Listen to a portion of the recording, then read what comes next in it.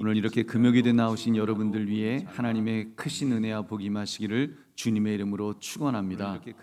오늘 여러분과 함께 나눌 말씀은 나는 누구여야 하는가, 나는 누구여야 하는가라는 제목을 가지고 그런 질문 속에서 함께 말씀을 나누고자 합니다. 여러분 20, 30년 전 우리 신앙생활을 했던 때를 한번 생각해 본다면 복음에 대한 열정이나 또 하나님의 영광을 위해서 살아야 한다는 그런 생각이 강했던 것 같습니다. 지금하고 비교하면 말입니다.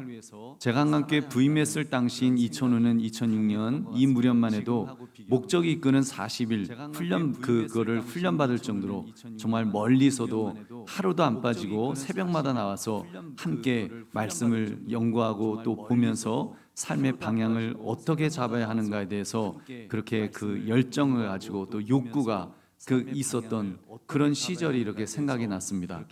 근데 요즘은 어떠한가요? 요즘은 세상이 급속도로 변했습니다. 변하기는 변하는데 이상한 방향으로 변하고 있습니다. 여러분 유튜브가 발달했죠. 유튜브가 발달하면서 1인 방송 시대다 그래서 이제는 뭐 아주 방송이 그냥 볼거리들이 넘쳐납니다. 요즘은 인스타그램 해갖고 또 한동안 또 어마어마했죠. 이제는 10초, 15초짜리 아주 분량의 그 짤 동영상이라 그래갖고 아주 그것들이 그냥 그거를요 한번 하나를 딱 보기 시작하면요 그 밑에 거 보게 되고 그 밑에 거 보게 되고 그 밑에 거 보게 되고 이러면서 한 뭐 10분, 20분은 그냥 정말 정신없이 그냥 지나갑니다. 그런 분량의 그런 짤 동영상이라던데 그런 짤 영상을 보면서 인간으로 하여금 생각하지 못하도록 그런 만드는 것입니다. 생각하지 못하도록 만드는 그런 그 결과는 그런 영상들이 그렇게 만들더라고요. 그냥 느끼기만 하도록 마치 그 벌레들이 외부의 자극에 의해서 꿈틀거리는 것처럼 인간을 자극에 의해서 반응하도록 만드는 그런 좀 어떻게 보면 사람답지 못한 그런 삶을 살도록 이끌어가고 있는 것 같습니다. 여러분 이러한 때 믿음의 사람, 이 믿음의 사람은 어떻게 살아야 할까요? 그래서 말씀의 제목을 나는 누구여야 하는가라는 제목을 가지고 자신의 정체성을 다시 한번 확인하시는 이 밤이 되시기를 주님의 이름으로 축원합니다. 여러분 첫째, 우리 모두는 보냄받은 사람임을 알아야 됩니다. 우리 모두는 보냄받은 사람이라는 여러분 인간은 근본적으로 나는 어디에서 왔는가라는 이 질문을 하게 되어 있습니다. 이 질문은 철학적인 질문으로서 많은 철학자들이 정말 많은 고민들을 했습니다. 그래서 많은 철학자들이 이런저런 답을 찾던 중에 제법 과학적으로 보이는 대답이 이제 역사 속에서 생겨났죠. 찰스 다윈의 진화론. 여러분 그래서 인간이 아메바에서 그리고 뭐 유인원을 통해서 지금의 인류가 되었다. 그런 진화론이 이제 판을 치고 있습니다. 진화론에 따르면 인간은 지극히 우연한 존재다. 어쩌다 보니까 긴 세월 속에서 그냥 어쩌다 보니까 변하고 어쩌다 보니까 지금의 인류가 되었다. 지금 당신은 그렇게 생겨난 그냥 역사의 어떤 과학의 그냥 자연의 산물이다라고 그런 존재라고 그렇게 말합니다. 여러분 그렇게 생각할 때 얼마나 인간이라는 것이 정말 하찮은 별 볼 일 없는 그런 존재인지요. 이게 뭐 그 원숭이를 놓고 조상님 하고 해야 될 정도로 사실 뭐 물론 원숭이하고는 종이 다릅니다만 아무튼 그런 우스운 존재밖에 안 됩니다. 근데 여러분 반면에 성경은 무엇이라고 말씀합니까? 인간은 그런 우연히 생긴 존재가 아니다라고 성경은 분명히 말씀하죠. 인간은 생겨날 때 말씀으로 우주 만물을 만드신 하나님의 계획이 있고 목적이 있다는 사실을 분명히 하고 있습니다. 오늘 본문 6절을 우리 함께 읽겠습니다. 시작. 하나님께로부터 보내심을 받은 사람이 있으니 그의 이름은 요한이라. 아멘. 여러분 이 세상에서 정말 이 세례 요한처럼 위대한 인생을 사는 사람이 얼마나 되겠습니까? 여러분 정말 세례 요한 얼마나 위대한 사람이에요. 정말 그가 그 메시아의 길을 예비했던 사람이니까 어마어마한 사람이죠. 아무 인간들이 정말 할 수 없는 일을 그는 했습니다. 근데 오늘 성경은 뭐라 그래요? 그도 사람이었습니다. 우리와 성정이 똑같은 사람이었습니다. 우리와 특별히 다른 것 아무것도 없는 여러분 목 잘랐을 때 목에서 피가 콸콸콸 쏟아져 나왔을 바로 그런 우리와 똑같은 사람일 뿐입니다. 그런데 그에게 특별한 것이 있었습니다. 무엇이었습니까? 보내심을 받은 사람이었다라고 하는 그 사명이 있었다는 것을 성경은 말씀합니다. 그렇습니다. 사명이 있는 사람, 사명이란 해야만 하는 일이 있는 사람이죠.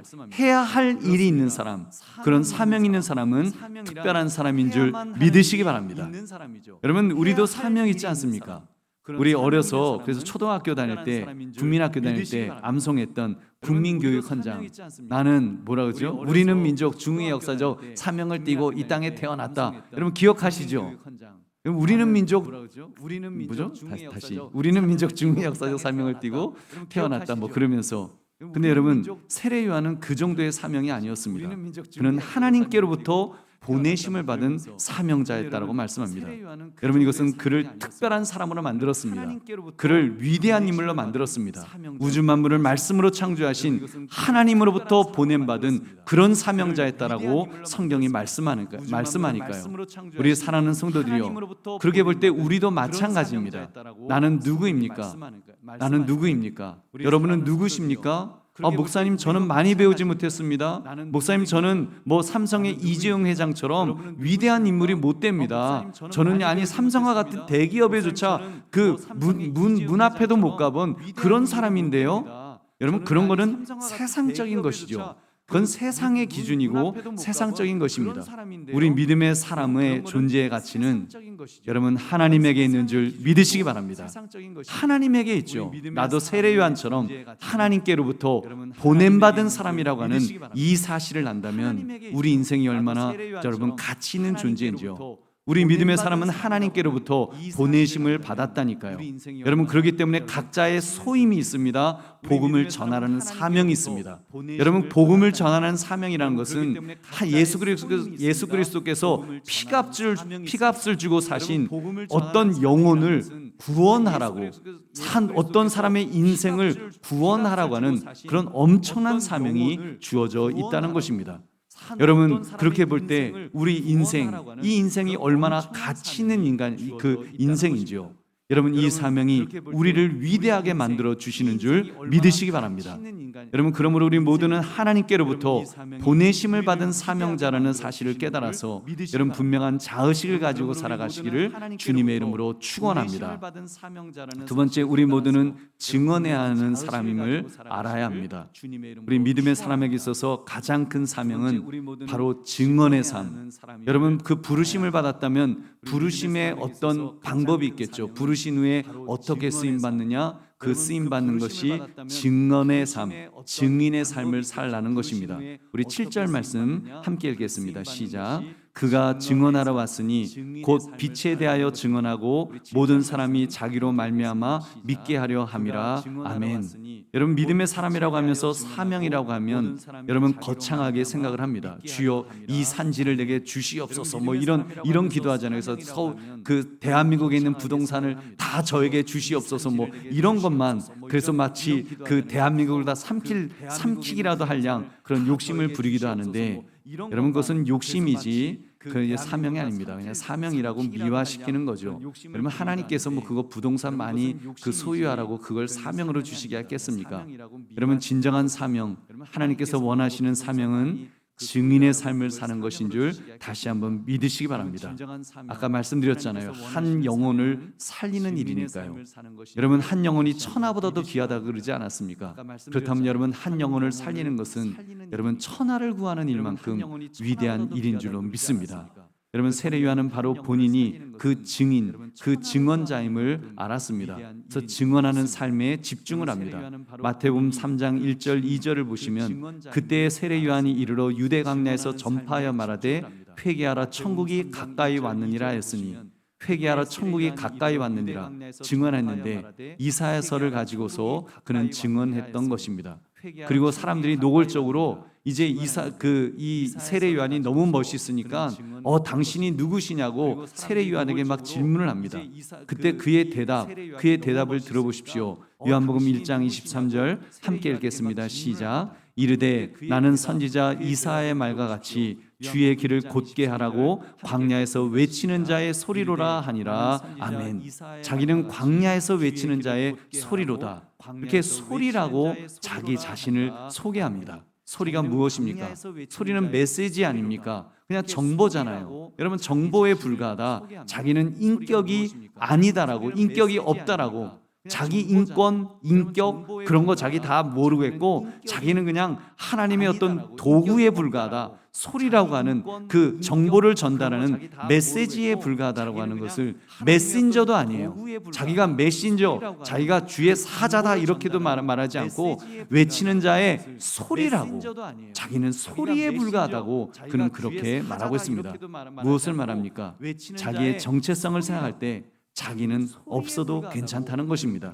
자기가 살아있고 자아가 살아있고 자기를 중심하고 자기가 영광받고 자기 나 그것이 아니라 오로지 예수 그리스도에게 집중하는 그런 사명자였습니다. 우리 사랑하는 성도들이여, 증언하는 사람은 자기가 없어야 합니다.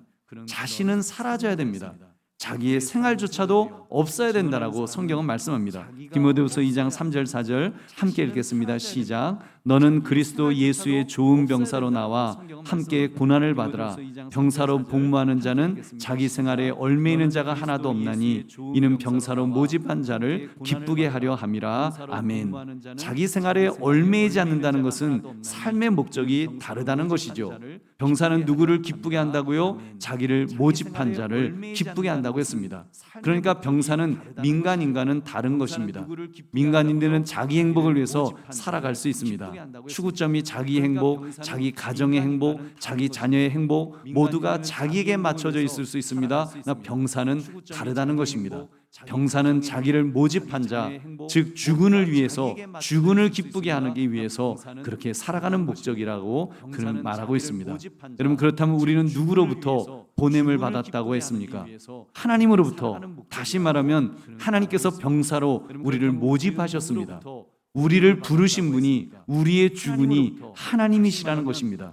그렇다면 여러분, 우리가 해야 될 것은 하나님을 기쁘시게 해드리는 것입니다. 그것이 증인으로서의 자의식인 줄로 믿습니다. 그러므로 저와 여러분은 증인으로서 우리를 부르신 하나님을 기쁘시게 해드리시기를 주님의 이름으로 축원합니다. 세 번째, 우리 모두는 빛을 증언하는 사람임을 알아야 합니다. 빛을 증언해야 돼요. 여러분, 사람이 증인으로 살다 보면 그래도 증인으로만 살아도 아주 빛나게 되어 있습니다. 여러분, 이렇게 목회자가 이 강대에 섰을 때 빛이 나잖아요. 여러분, 근데 더군다나 대형 교회 몇만 명, 몇십만 명 모이는 그런 목사님들, 그런 복음의 증인들을 보면 저분은 하나님 사촌쯤 되시나 그렇게 들 정도로 아주 빛이 납니다. 빛을 증언하는데 그 빛에 의해서 빛반사 현상이 어떻게 일어나지 않을 수가 있겠습니까? 엄청나게 일어납니다. 여러분, 밤하늘의 달을 한번 보십시오. 얼마나 번쩍입니까? 햇빛을 반사하다 보니까 캄캄한 밤하늘을 아주 빛나게, 환하게 멋지게 비추는 그 역할을 하는 것입니다. 근데 그러다 보면 착시 현상이 이제 생겨납니다. 자기가 빛 자체라고 착각하는 것이죠. 그렇게 착각한 이단들이 제임스 정명석, 이만희 같은 그런 사이비 교주들입니다. 물론 그들은 의도조차도 악했겠지만 아무튼 말은 예수님을 증언한다고 하면서 이제 결론은 자기가 예수라고 주장하는 그런 자들이 있죠. 근데 여러분, 참빛을 증언했던 세례 요한은 달랐습니다. 우리 8절을 함께 읽겠습니다. 시작. 그는 이 빛이 아니요 이 빛에 대하여 증언하러 온 자라. 아멘. 세례 요한은 빛나는 인생을 살았던 사람이라 그랬습니다. 인간적으로 보면 예수님 못지않게 반짝반짝 빛나는 인생을 살았습니다. 그러니까 사람들이 당신이 메시아십니까? 라고까지 물었던 것이죠. 여러분, 근데 그는 무엇이라고요? 이 빛이 아니요 이 빛에 대하여 증언하러 온 자라. 자기는 신들매를 감당도 할 수 없을 정도로, 예수님의 신발끈을 건드릴 수도 없을 정도로 자기는 그런 자라고, 자기가 빛이 아니라고, 자기는 그 빛을 증언하러 온 사람이라고, 그냥 소리에 불과하다고, 광야에 외치는 자의 소리, 그냥 메시지에 불과하다고, 그게 예수 그리스도만을 증언했던 것입니다. 저는 이 말씀에서 두 가지를 생각하게 됩니다. 첫째는 정명석, 이만희 같은 사람들, 아마도 처음에는 예수님을 증거하려고 시작했을 것입니다. 물론 의도가 불순했겠지만 아무튼 시작은 예수님 이야기를 했을 것입니다. 근데 영광을 받게 되면서 그 빛의 영광을 가로채버린 것입니다. 자기가 메시아라고 예수님의 자리에 자기가 앉아버리는 가장 악한 죄를 범하였습니다. 그러면 저와 여러분은 그런 사람이 한 사람도 없는 줄로 믿습니다. 그러면 그 둘 또 한 가지가 있는데, 믿음의 사람은 참 빛을 증거해야 합니다. 여러분, 빛이 아닌 자들이 자기가 빛이라고 하는 하는 것에 미혹되어서 그런 사이비 교주를 증언하는 그런 어리석음에 빠져들지 말아야 한다는 것입니다. 여러분, 달을 보면서 달이 환하게 빛을 비추니까 그 달이 해라고 착각하는 그런 어리석음을 범해서는 안 됩니다. 그것은 자기를 죽이고 남까지 죽이는 무서운 죄입니다. 지금 그런 사이비 교주의 부르심을 참 부르심으로 착각하여 자기가 사명자라고 스스로를 생각하는 그런 어리석은 인간들이 얼마나 많은지요.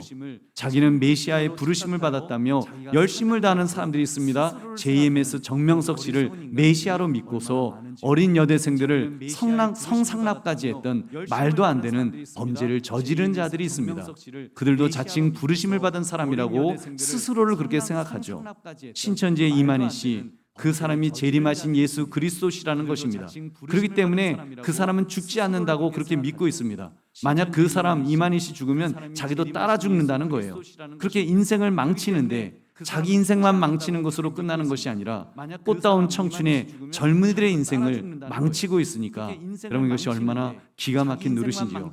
여러분, 신천지를 빠져나온 사람들을 중심으로 손해 배상 청구를 지금 소송을 벌이고 있다는 그런 신문 기사도 읽었습니다. 그럼 얼마나 안타까운 일입니까? 이런 점에서 우리 모두는 정말 예수 그리스도를 믿되 깨어 있으시기를 주의 이름으로 축원합니다. 여러분, 그 루터도 그랬어요. 예수님을 믿는데 바로 믿어야 된다. 성경 말씀에 있는 그 예수 그리스도를 바르게 믿어야 된다는 것을 강조합니다. 그냥 맹목적으로 아무것도 그냥 나 아무것도 몰라 그냥 믿어, 뭐 그게 아니라, 여러분 정말 참으로 하나님의 말씀이 그렇게 말씀하시는지 예수 그리스도가 어떤 분이신지를 알고 믿어야 되는 것입니다. 그렇게 믿을 때에 참 빛을 증거할 수 있는 줄로 믿습니다. 예수님이 빛이시잖아요. 우리 9절 말씀 같이 읽겠습니다. 시작. 참빛 곧 세상에 와서 각 사람에게 비추는 빛이 있었나니. 아멘. 바로 예수님의 빛이죠. 예수님은 참빛이십니다. 예수님 당신께서 당신을 이렇게 증언하셨습니다. 요한복음 8장 12절, 예수께서 또 말씀하여 이르시되 나는 세상의 빛이니 나를 따르는 자는 어둠에 다니지 아니하고 생명의 빛을 얻으리라. 아멘. 여러분께서 진짜 예수 그리스도를 증언해야 합니다. 그 예수님은 십자가에서 흘린 피로 우리의 죄를 씻어 주셨습니다. 죄값을 다 치루어 주셨습니다. 우리를 죽음에서 생명으로, 마귀의 자녀에서 하나님의 자녀로 그렇게 만들어 주셨습니다. 그리고 그 피에는 생명이 또한 있습니다. 여러분, 그 피가 우리의 죄를 씻어 주시기만 한 것이 아니라 그 피에는 생명이 있는데, 여러분 이미 그 피가 우리의 영에 뿌려져 있습니다. 여러분, 그래서 우리의 영에는 새로워진 영, 여러분 거듭난 우리 이 영에는 그리스도의 피가, 생명의 피가 흐르고 있는 줄 믿으시기 바랍니다. 여러분, 육의 피는, 이 육신의 피는 생명이 아니라 사실 죽음으로 가는 피이지 않습니까? 우리 점점 나이를 먹을수록, 늙어갈수록 이제는 점점 그 육신의 피는 죽음을 향해서 이제 가지요. 그러나 여러분, 우리 안에 흐르는 예수 그리스도의 피는 생명의 피인 줄로 믿습니다. 생명의 피. 그렇기 때문에 시간이 지날수록 그 생명이 더 살아납니다. 생명이 더 풍성해집니다. 여러분, 내가 신앙생활하면서 왜 내가 옛날보다 왜 이렇게 잘 못한지 모르겠어요. 여러분, 혹시 우리가 그 예수 그리스도의 피가 정말 생명이 있다는 것을 내가 제대로 깨닫지 못해서 내 안에 이미 예수 그리스도의 생명이, 그 피가 흐르고 있는데 그 피를 제대로 의식하지 못해서 내가 좀 기운이 빠져 있었던 것은 아닌지 한번 내 자신을 한번 돌아봅시다. 여러분, 생명이 우리를 더 풍성하게 해주실 줄은 믿습니다. 생명의 은혜 속에서 이 땅에서 천국을 맛보며 아니 누리며 살도록 여러분 생명의 피는 우리에게 힘과 능력을 주실 줄로 믿습니다.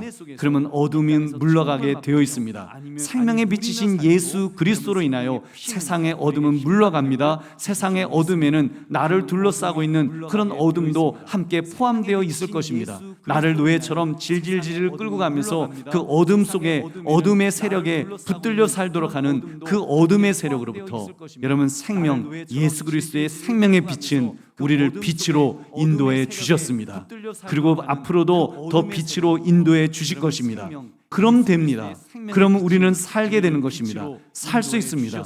우리의 영이 다시 살아날 줄 믿으시기 바랍니다.